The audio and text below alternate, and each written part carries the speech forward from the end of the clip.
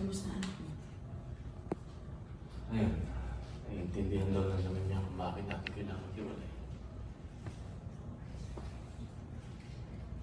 Gusto ko lang sabihin sa'yo na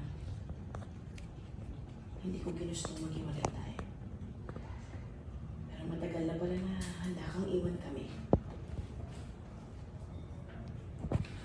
Sa totoo lang, hindi ko kayang tiisin na araw-araw ako pinagsasabihan.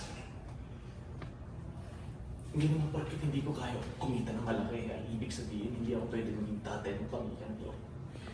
Pero kailangan ko ng kaagapay. Hindi ko kayo kayang mag-isa lang magtaguyod sa inyo.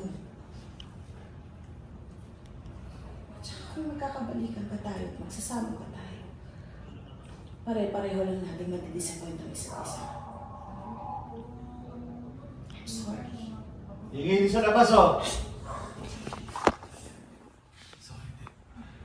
Na hindi ako yung lalaking nakala mong pinakasalan mo. Pero pangako, pag nakita tayo ulit, Huwag sa susunod. Ready, and doon tayo sa sorry din. And action. sorry din na hindi ako yung lalaking nakala mong pinakasalan mo. Pero pangako, sa susunod na magkita tayo, ibang tipo yung nagsasalubong sa inyo. At sana,